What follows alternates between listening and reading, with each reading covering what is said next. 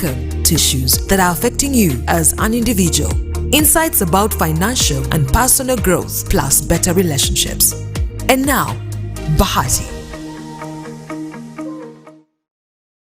Yes, to all the trailblazers, to all the people helpers, to all the people that have given their lives to be able to hold other people's hands. We see you. We know the journey is not easy, but again, we are cheering on you and we are saying things will get better. You know, it's always very weird and crazy at the start, very messy in the middle part. But again, there is significance, there is success, and there is joy at the end of it all. And I believe that if we stick in there, things are going to work out in a good way and for us. Now, today I have a very beautiful lady, and it's such an honor to finally have her here. We've had our eyes on her for a very long time, but our eyes more on her product, okay? Without not knowing that there's a behind this, that even when we see her, we're like, is she the one? Gosh, she's not bragging.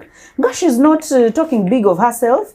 Gosh, she's not saying I am the CEO and I am the top person in these things. So finally, we have Belinda, and she is going to take us through her story of purpose finding and of unveiling her passion and sticking on her passion, praying through her passion, and getting the breakthrough that she is experiencing. And I know that not even the sky can limit her, but I believe there is so much more to come in that brain that God blessed. So Belinda, good to have you. Thank you so much for having me. I'm really excited. I know, but it's so good to have you, and just to see what you're doing in our country, and not just in our country, because I believe that you have customers or people that you serve that are beyond Uganda. Yes. But I mean, it's just so refreshing to see.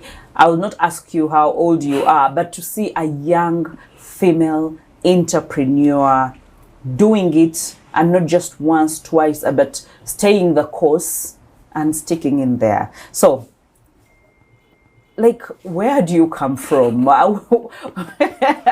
Who blessed you with this? Who are you? We want to know Belinda. People have known Deluxe, but we want to know who Belinda is. I'm a child of God, for starters, and my name is Belinda. I am the founder of Bell Deluxe. We are a made in Uganda sleepwear brand for women.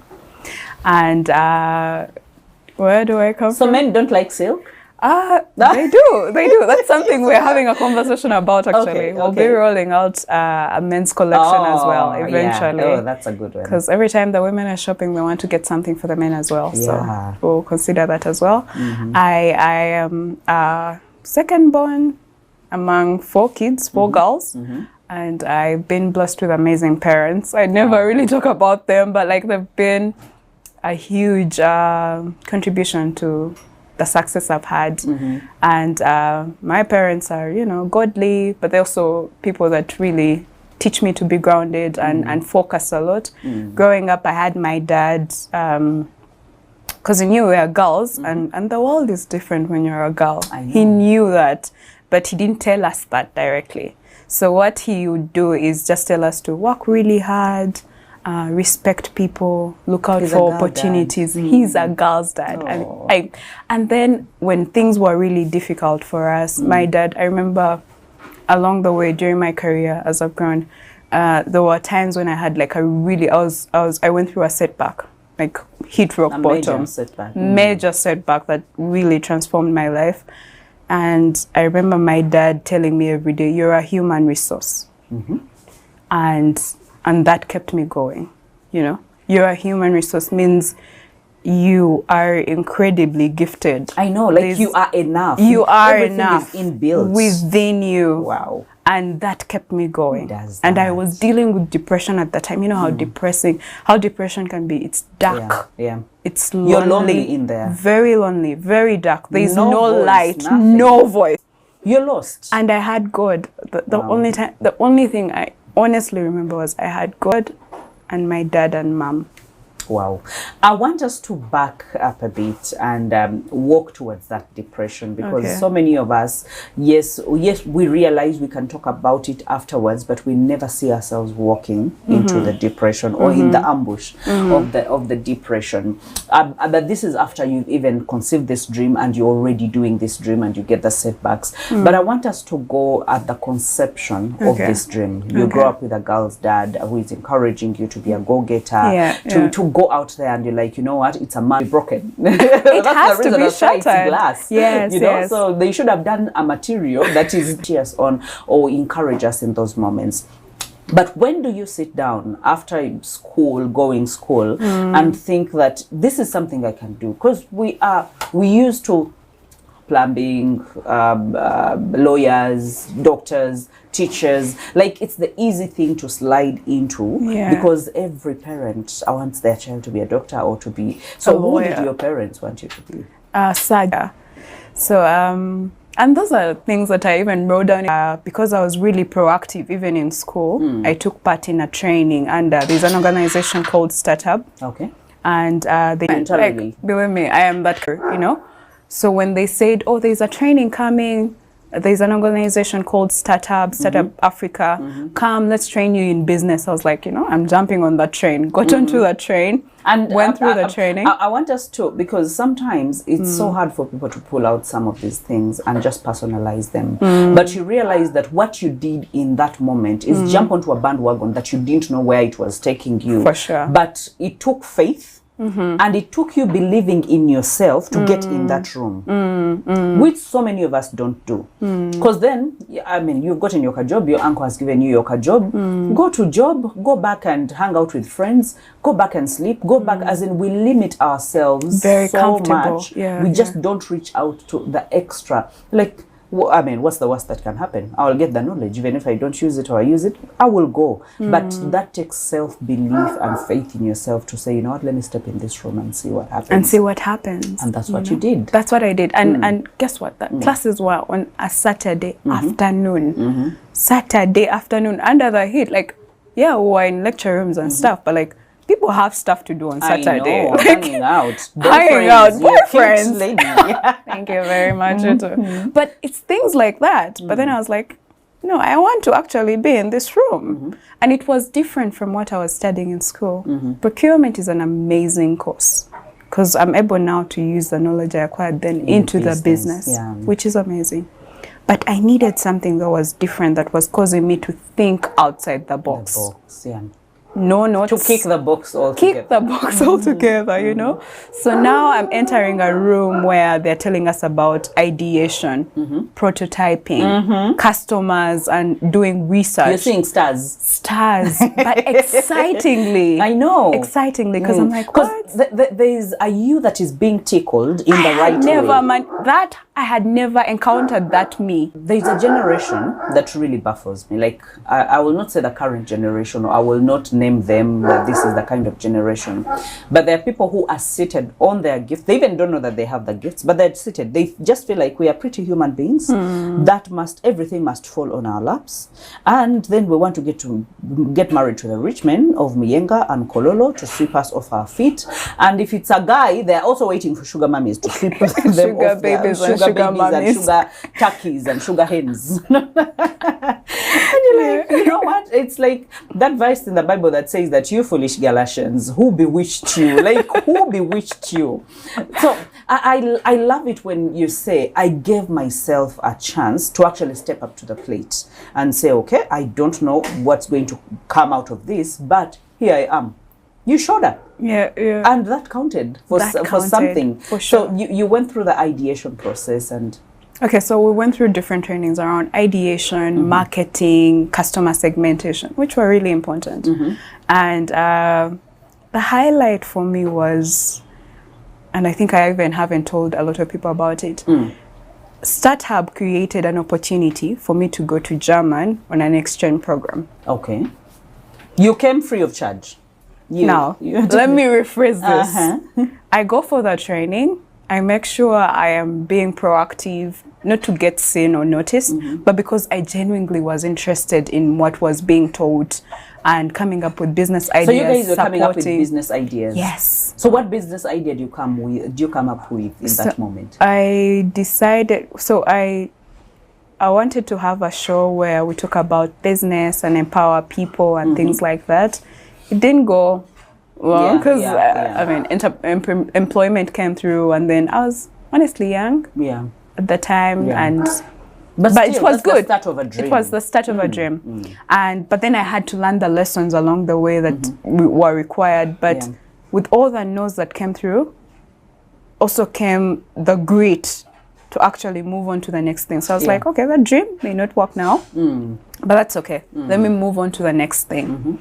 And Startup nominated me to be on an exchange program. So, and that's how I ended up on an exchange program in German.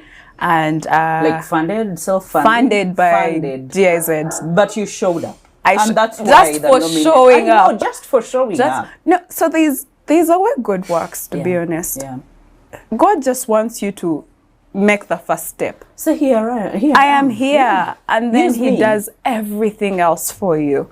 I had no clue I was going to be nominated for that. I went on a trip, and then on the trip, I think I was the youngest, because all these other people were older, and then we're talking about, racial segregation, talking about power structures in society, white people, black people. And it was white people teaching us these things. In that same room, I meet my next boss.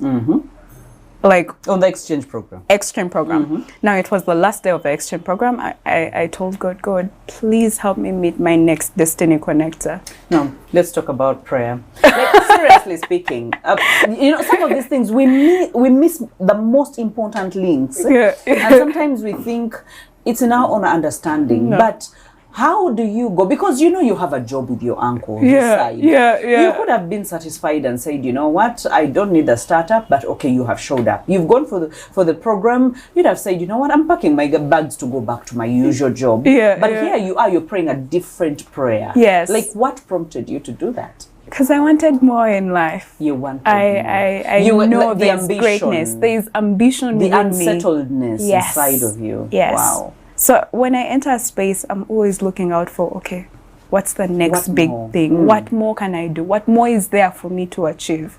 So when I went to that place, I told God, please help me meet my next destiny connector. And surprisingly, that gentleman wasn't supposed to attend that meeting. Okay. He came in like 20 minutes to the end of the meeting. It had been like a 5 hours event. He came in 20 minutes to the end. And then I was giving out postcards telling people, hi, come to Uganda, come to Uganda, come to Uganda. Which you had no business doing. I had no business. Sat and looked cute. Looked pretty. I know. And wait for guys to say hi to me or something. But then I was giving out, and then guys were really impressed. Like, who is this chick who just walks? You know how people walk Uganda. And then I told him about what I do.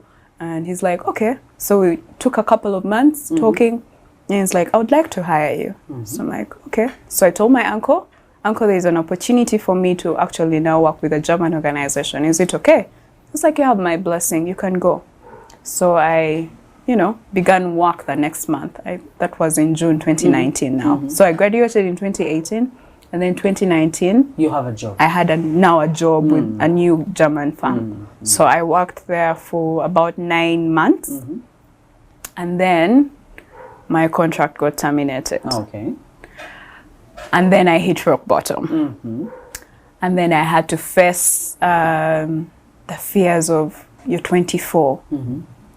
You've gotten your contract terminated. You are, what are you going to do next? And then I slid into depression. Had a lot of anxiety. Like, what were you thinking through? Because I think it's our minds that run us into a depression. 1,000 things. I'm like, oh God, what did I do? So they gave me the clear 24. There's a 24 who is looking pretty and waiting for someone to buy them a wig. and rent them an apartment, which is on a flat. On an a flat. apartment is not the one like one and a car, and a car, and take them to Dubai. Dubai, yeah. At 24, 24, you're thinking, I am facing life firsthand. Remember, my dad had told me, you know, you're a human resource. Yeah. You girls can do anything in this world. And best of what my dad had told me, I had done everything right, you know. And then when they gave me the reason why my contract was being terminated, it's like, what? It really broke my heart. What reason did they give you? So I had bought timber that was wet, and yeah. Like they brought it wasn't suitable for it wasn't suitable for the project, and then they brought in my replacement immediately. So I was like, this is strange, but okay. That is also hurting. Yeah. So they brought you could have talked to me. You could have understood my So side they of the terminate story. your contract today, and then the next day there's someone already coming to do your job. I used to cry every day for 6 months because now my self-esteem was gone. Yeah. I felt lost. I'm not good enough. I'm not good enough. How did I get to this place? And so my dad just told me, don't cry. When you cry, you make me sad and things like that. My mom just like would be a sweet man. He is. He's really incredible. And then my mom would just come to my room and be like, it's okay. God has a reason. Read the Bible. Write scriptures. But none of those words were making any sense at that moment. They didn't, because I was in a dark place at that time, you know, very dark place. There was no light. I'm not even saying this because it's true. You actually experience a sort of darkness where you don't have dreams. And where your dreams, it feels like everything has been covered by completely. You not being enough. Yes. And your emptiness. Yes. And all that. And then some people think that, okay, she was 24. She's not feeding anyone. She's not doing what. But the thing is, the things that take us to the rock bottom are the things the aspirations that we had, the dreams that we had for the following morning, the plans that we have even for the salary that we would get. Yes. Like there's so much in one moment that bombards you that you fail to actually get a hold of any of those thoughts, and then you slide into that dark place without even knowing. So how do you navigate that and get to a place where you're even thinking about other dreams? So I began reading the Word of God and pray every day. With that came knowledge from God. He told me to begin exercising.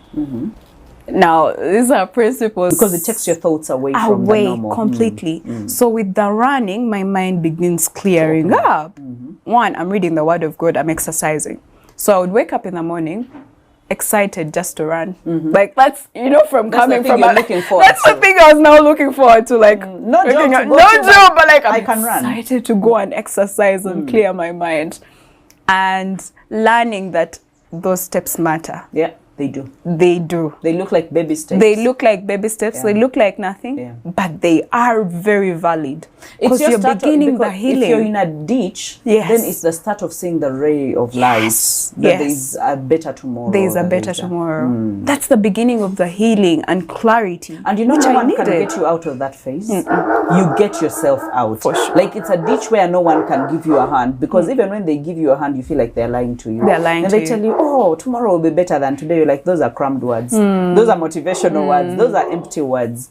But when the conviction comes from the depth of your heart, then you garner the energy to even, reach out yourself. Very, very important, honestly. And with the exercising, I began to read books, And luckily, the lockdown ended, they opened up. No, actually, during the lockdown, is now because I had begun reading books, I began doing research around sleep. Now, I wasn't sleeping well. Even when I was working previously, I wasn't sleeping well. During the lockdown, of course, with the depression, no sleep, So I began doing research around sleep and, what felt like something I would comfortably wear. And with that research, Now, you know me when I'm doing research, I dig everything. Just you about everything there is on the internet. It's like you've given yourself work. Eh? Yes. Like a now that was my new job, to do research. Looking forward Very to that. excited, yes. So now every day I woke up from exercising. Now I woke up every day to Google. Sleep. With books and pens and... Ask me anything about sleep, I will tell you. So now I did research around sleep, sleepwear brands in Africa, in the US, in the UK. But that comes from your pain of not sleeping well, of not sleeping well, but also now I was getting clarity of, because I had now also during that phase I was applying for jobs. Now imagine you're going through depression, I know. You're applying for jobs and they tell you, sorry, we didn't take you on. No. That's I sent like over 100 applications and they were all no's. No. One time, one of them I almost got in. I even did the physical interview. And then I put my references. They checked in on the references, and after that phase, they didn't get back to me, and that broke me. It broke me even worse, like even more. So with that, I was like, you know what? I have pushed this enough. There's valid paperwork showing I have actually applied. I can. This is it. Now I need to create a job for myself, and I'm going to make sure I am the best at it. That's the point of enough is enough. That was enough. Once you get to that point of enough is enough, like I'm done. Yeah, that's it. Nobody can stop you. And because I went through all these things, it created like a lioness within me. It awoke a lioness within me. Wow. A lioness in a godliness, in a godly way, you know? The holy anger. The holy anger. Yeah, I'm going to devour everything that stands anything that stands in front of me, I'm going to make sure I devour. But like in a way that I was now more aware, I gained a sense of maturity. Through the darkness. Through the darkness. Everybody needs to hit rock bottom. That things will work together for those that love God. That even at the deepest of depressions can work together for those that love God. For your good. Yeah. If you don't give up. Yeah, if you don't. If you don't drift to habits that are unhealthy. Yeah. If you don't, if you stay on, if you stay alive. If you stay alive. You know, and during that phase, I also thought, maybe this is like a condition that I'm going to be experiencing for long. No. Depression is not something that you're meant to have. You can actually overcome it and live every day excited, grateful, and happy. Yeah. As a Christian, there's something I tell myself, God, please give me the oil of gladness. And the moment I say it, I receive like a smile and a glow and a happiness inside out. It's like a garment. Yes. I think it's it must be a garment. It must be. Like you wear it. It's different. The moment I say it, a gladness comes to me that is holy, but also calm, you know, more centered.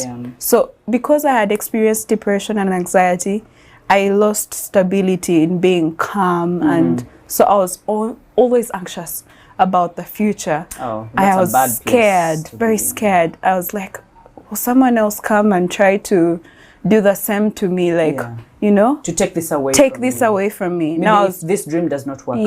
Yes. I was constantly hearing sad voices, but you know, God just, there's something about God when you just focus on God, He really works things out for you in ways that you can't even imagine.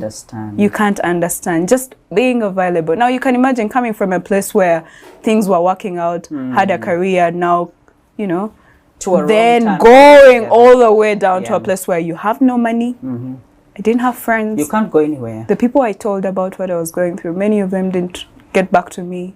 You know, because they have their own lives. They have their own lives. So deal with your own anxiety, deal with your own stress. And when Belinda talks about these things, I know that so many of us are indifferent. There are people who are just getting fresh. They're dropping into a depression.